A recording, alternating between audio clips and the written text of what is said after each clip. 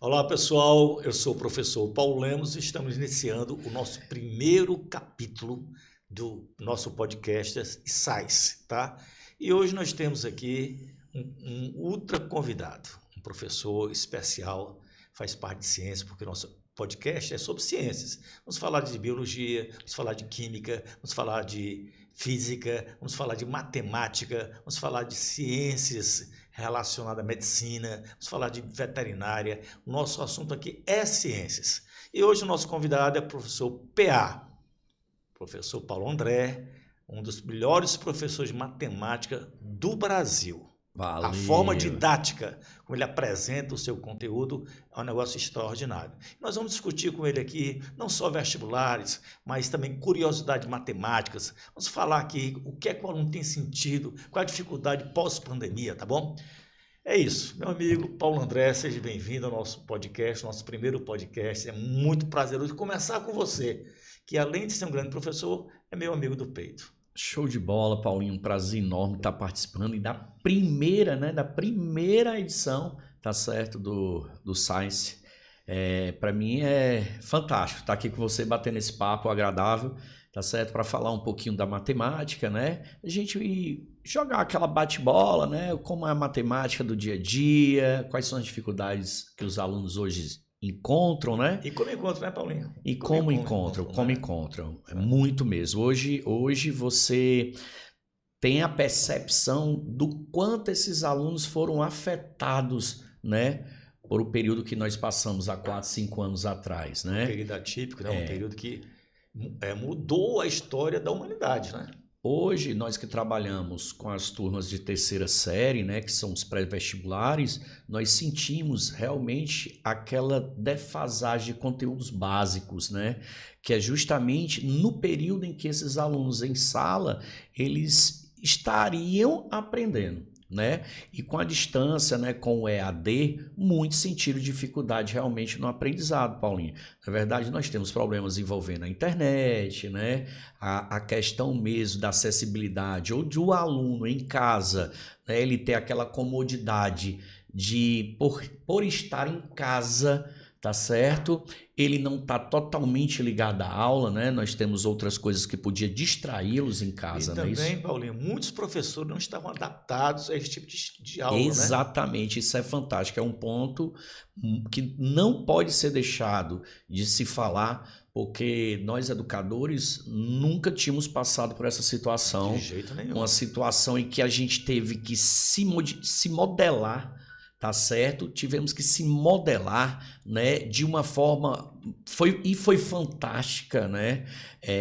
Foram grandes aprendizados. Grandes aprendizados. Se viu também essa parte da tecnologia, muitos amigos hoje utilizam dessa tecnologia que aprenderam durante a pandemia, mas o que é mais legal foi a união, Paulinho, dos professores em um estar ajudando o outro, emprestando materiais ou falando a melhor forma de trabalhar aquela aula ou chamar a atenção desses alunos. Na verdade, Paulinho, inclusive, professor dando dica de como usar a webcam, né? Exatamente, aonde comprar, muito importante, porque aquilo tudo novo, tanto para os alunos, mas a responsabilidade do outro lado, de quem estava na câmera para passar o conteúdo, era maior, Paulinho, aquela questão da ansiedade, para saber se eles estavam vendo a imagem, se eles estavam acompanhando realmente, e uma falta de energia, né? É impressionante como... Deixa eu falar uma coisa curiosa.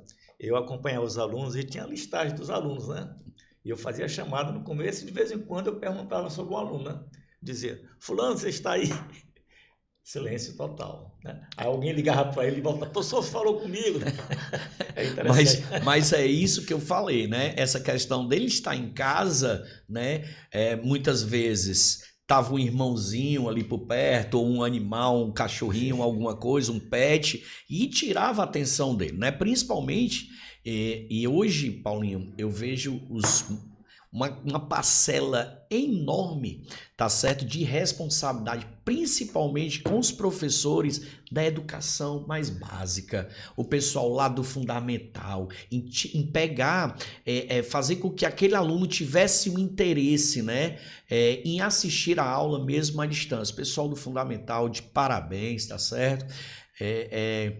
Acho que foi um desafio muito grande para essa turma que trabalha com aquela garotada de 10 anos, 11, 12 anos, né, Paulinho? Eu li uma pesquisa feita por vários pedagogos dizendo que praticamente foram 2 anos perdidos. 2 anos perdidos, que não voltam, né, Paulinho? Não tem como a gente voltar. O que nós podemos fazer hoje, o que muitas escolas fazem hoje, é o resgate de alguns conteúdos, né? Então, tá trabalhando paralelamente com o conteúdo programático anual, mas ao mesmo tempo, nós que trabalhamos com a ciência, com a física, com a química, eu não vou dizer que na leitura seria mais fácil, porque houve perda também. Mas nós que trabalhamos com exatos, com cálculo, né, é um pouquinho mais difícil. Queira ou não queira, Paulinho, é um pouquinho mais difícil. Sabemos que os meninos já têm uma dificuldade por si só em matemática, né? E aí isso gera uma dificuldade por tabela em física, não é verdade? Então o que acontece? Hoje é muito importante esse papel do resgate de alguns assuntos básicos da matemática, tá certo? O PA, eu queria começar o programa praticamente, né, falando um pouquinho de matemática. Se você tem aí alguma curiosidade interessante para a gente comentar aqui com você, tal, discutir, né? Então podia ser até uma curiosidade que ligasse a matemática com outras ciências, né? O que acontece, Paulinho? Justamente eu estava falando para você aqui no começo.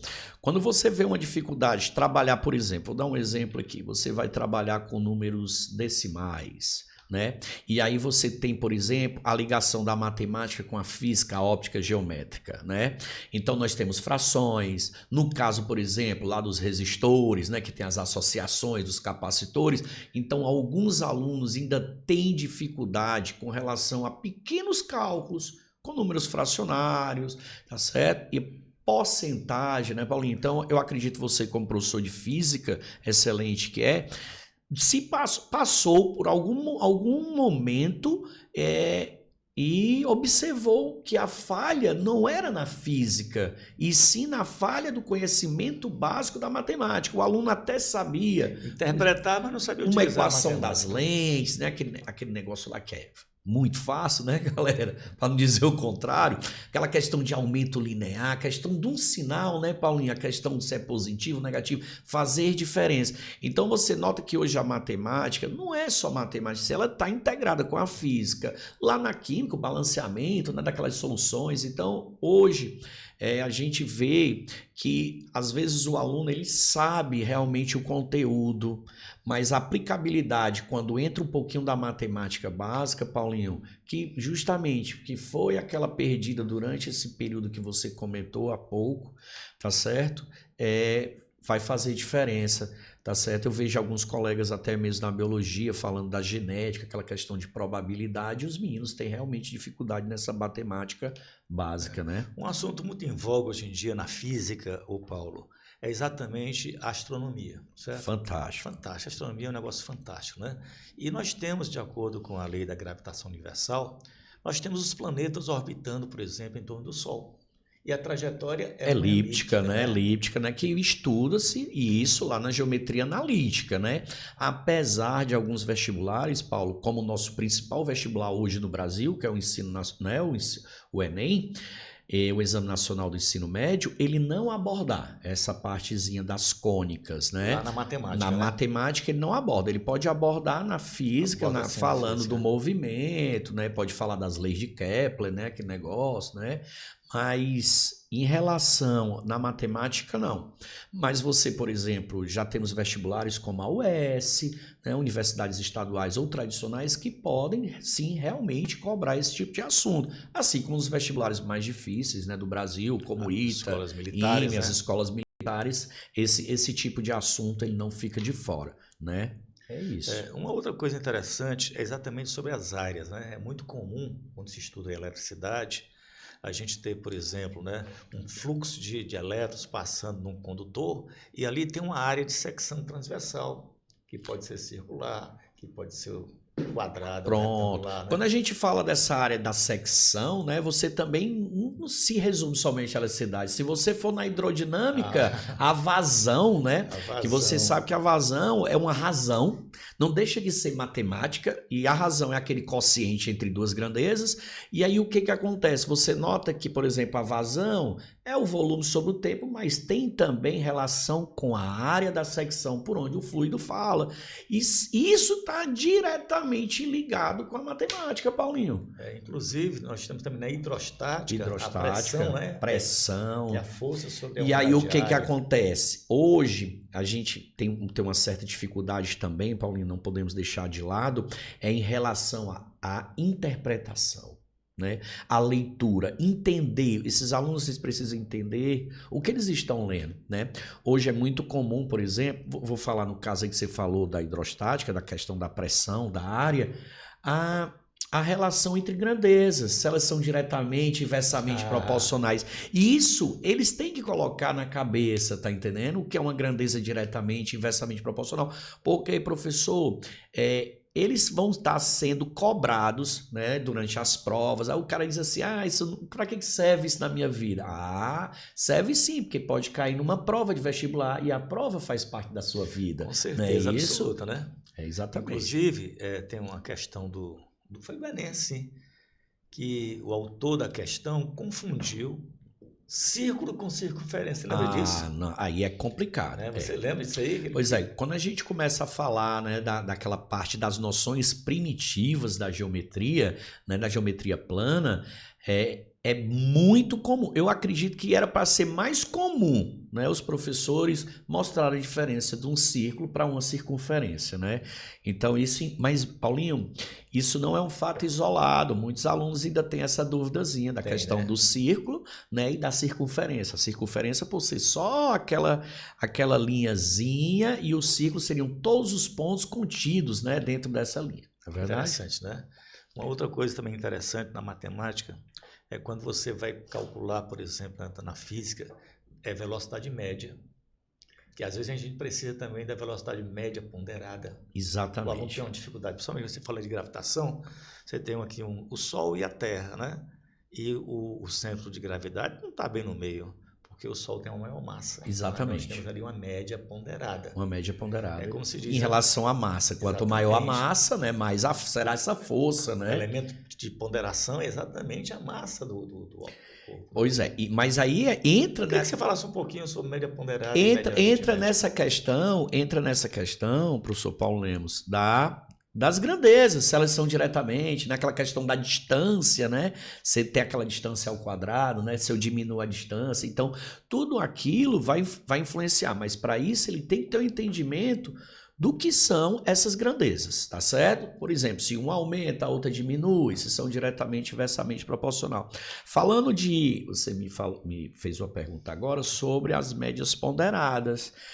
Hoje, por exemplo, vou dar um exemplo, alguns vestibulares, como o vestibular do Piauí, a nota para entrar... Nós temos água aqui. Nós temos água. Tá certo, tá bom.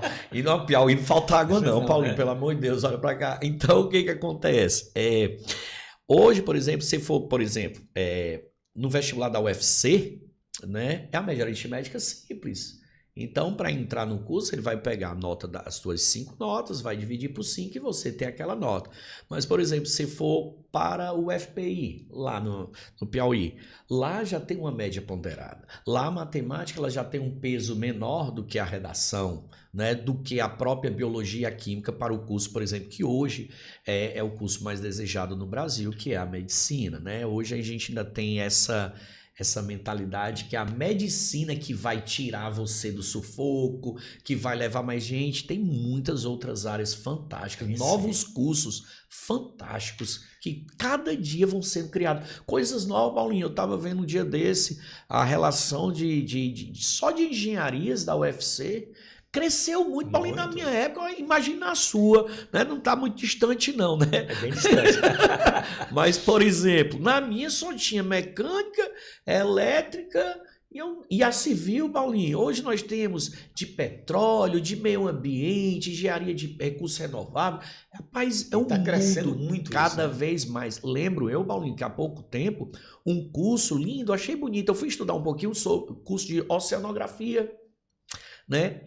Que a carência enorme no Brasil, mas não tinham alunos, tá certo? E hoje, com a geração de energia, principalmente a geração de energia eólica e energia solar, está necessitando de grande quantidade de engenheiro que entenda daquele assunto para poder haver a Pois é, produção do eu não queria material. falar um pouquinho de política, não, mas há muito tempo Bora. atrás, o Enéas já tinha dito dessa questão do sol, Só né? fizer. Para a gente aproveitar bastante o sol, né? E é isso que se vê. Hoje nós temos, por exemplo, Natal tem isenção de IPVA para carros elétricos. Então, o que isso entra matematicamente, vamos falar na matemática Agora sim. financeira, né? Hoje, a preocupação hoje na educação financeira, né? Tanto que as escolas estão colocando mais cedo a educação financeira, para que o aluno ele tenha aquela conscientização de que ele tem que comprar conforme a necessidade dele, não é verdade? Então hoje você vê um aluno que ele tem um estojo com 10, 15 canetas e vê outra caneta, ele compra. Então a matemática financeira ela está tentando mudar essa mentalidade para que se realmente ele vai utilizar um dinheiro que seja para algo que ele está precisando naquele momento, né? E aí eu não sei se foi o Estado, tá entendendo? Mas eu estava lendo há poucos dias que, por exemplo, Natal, nós temos a isenção. Coisa boa, E isso né? vai para o bolso. O cara Vai, pensa sim. hoje em comprar um carro. E vai para o mundo, né? E vai para o mundo também, porque isso, né, a questão da poluição. Mas, Paulinho, então, hoje, quando o cara chega numa loja, ele vai botar, ele vai fazer o peso. Eu vou pagar um carro a combustão ou vou pagar um carro com energia? E aí ele vai fazer aquelas continhas e acaba, em alguns momentos, indo para o carro elétrico, né? Falar em carro elétrico, na física e um pouquinho na matemática, que tem percentual em cima, você usar carro elétrico no Brasil é uma coisa boa, porque a energia que é utilizada no carro elétrico vem de energia limpa. Mas se você for para a Europa, onde a maior parte da energia não é limpa, então você vai abastecer um carro com energia suja, né? Aí não tem como a gente, né?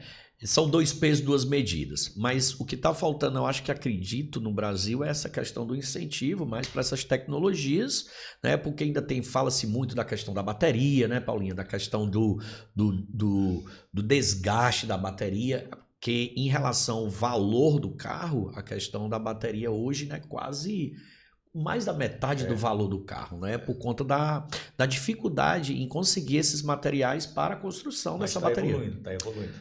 E a tendência cada vez, se Deus quiser, evoluir. Paulo André, meu amigo PA, na física a gente usa muito, principalmente quando a gente vai utilizar, por exemplo, média harmônica. Média harmônica, né? A gente usa muito quando vai calcular a média de duas velocidades. A gente faz a média harmônica, que é exatamente 2 vezes o produto pela soma, né? Exatamente, Paulinho. E hoje, quando a gente... E em eletricidade também. Eletricidade também. Eletricidade também, quando vai calcular resistores, a gente usa exatamente a média harmônica. Pronto, a média harmônica. Paulinho, eu vou ligar a sua deixa aí dos resistores, da média harmônica. Hoje, por exemplo, quando nós temos, por exemplo, 2 triângulos, né, e queremos fazer semelhança para encontrar... Muitas das saídas saem pelo produto, tá certo? Pela soma, né? Que é justamente a associação de resistores em paralelo, que em capacitores é o inverso. É o inverso, em série, né? Então, mas essa parte de média simples, a ponderada, a média geométrica que você falou antes, que inclusive é uma das questões que caiu nesse último vestibular da UES, né, na prova de matemática, o vestibular de 2024.2, ele era uma questão de interpolação, inserir meios entre 2 extremos, né, e que ele queria o termo central. E na PG, um termo central é a média aritmética, tá certo? De termos equidistantes a ele, né? Então, se o aluno lembrasse desse recurso que ele aprende, acredito eu hoje, por volta lá do 9º ano, do 1º ano, essa parte do começo da álgebra ali, ele vai ver as médias, né? Quando começa a ver médias diferentes, né, Paulo? Lógico. Né? A média aritmética ele já vem desde o começo, né? Aprendendo até mesmo dentro da escola, para saber se ele vai passar de ano, fazendo aqueles cálculozinhos da própria nota dele, somando as provas, para ver quanto é a prova de trabalho, tudo direitinho, a média de trabalho, tudo direitinho. Mas o aluno que se ele se tocar dessa questão das médias, da importância, tanto na física como na matemática, vai ajudar a resolver muitas questões. Tá. E só um lembrete, hoje nós temos uma visita do professor Paulo André, professor de matemática, mas também já foi professor de física. Fui, Paulinho, por muito tempo. Muito tempo, professor de física, um excelente professor, uma didática fantástica. E nós tivemos hoje a colaboração, não só do nosso estúdio, como também aqui está servindo conosco aqui, Ramiro, né? Grande Ramiro. Grande técnico, né? Gente boa demais. Ramiro, muito obrigado por tudo aí, Ramiro, tá? Show de bola. Obrigado também, Ramiro. Contribuindo, né? Para que a gente saia um pouquinho bonitinho, né, Paulinho? Um pouquinho, né? Com certeza. O Paulo André, com relação ao Enem. Eu queria que você traçasse, em poucas palavras aí,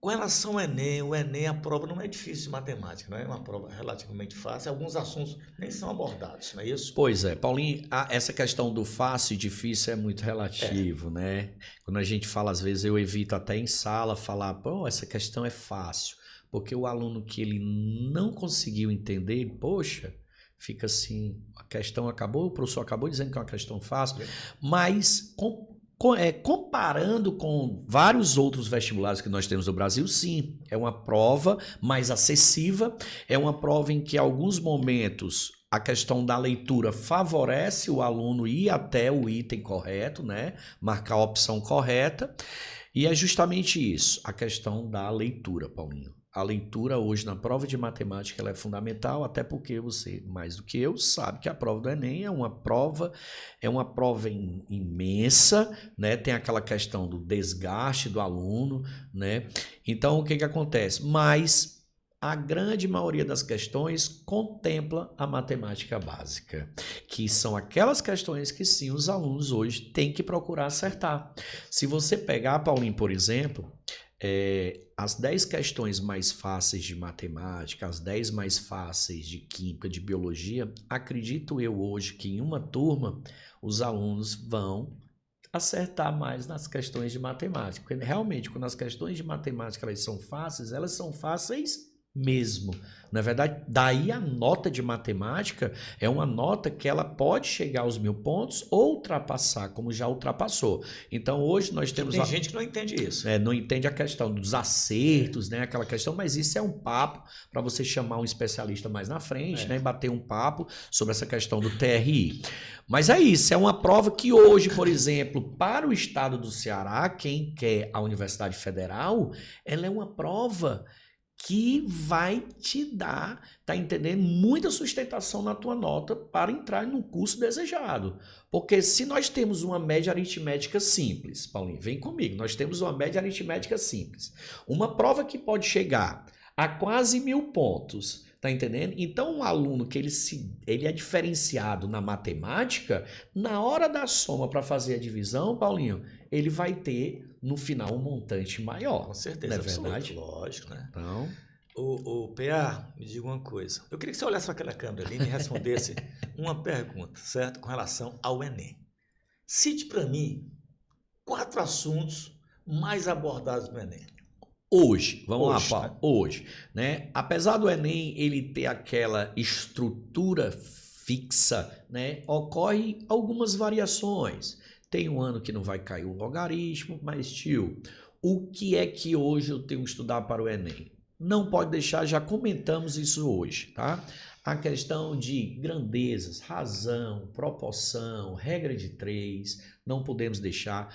A parte da matemática básica que envolve essa geometria plana e espacial. O Enem adora figuras, Paulinho, tá certo? Então hoje ele pega, por exemplo, um lago, ele transforma numa questão, ele pega uma escultura, até mesmo numa repartição, numa igreja ou em algum prédio, ele vai pegar ali um mosaico, alguma coisa, e vai fazer alguma pergunta em cima da figura geométrica ou da figura plana que ali está, na verdade, então não podemos. Interpretação de dados, de gráficos, Paulinho. Gráficos e tabelas. Se você pegar uma prova do Enem de matemática, você vai ver muito gráfico e tabela. E o gráfico hoje é algo... Note bem, Paulinho. O gráfico, normalmente na questão de gráfico, ele vem assim, observe o gráfico. Analise o gráfico. Então, é muito, às vezes, visual. Então, o aluno interpretar o que ele está vendo ali, não é verdade? E como tem caído questões envolvendo gráficos, né? Muitos. E eu vou falar mais. Não somente na prova de matemática. Você pega, às vezes, uma prova de física, uma prova de geografia. Falando nisso, a geografia também com a matemática está cada vez mais, tá certo, Paulinho? Você vê que anos anteriores já vem cobrando escala, né? Que há muito tempo não cobrava, mas já no ano passado cobrou escala, na verdade, que também é uma razão, na verdade, tem a ligaçãozinha com a matemática. Ô Paulinho, inclusive caiu uma questão no Enem, até recente, que ele pegava a Torre Eiffel, lá da França, e pegava uma torre em miniatura, feita do mesmo material, para dizer que a densidade era a mesma. Eu vi essa questão, fantástica.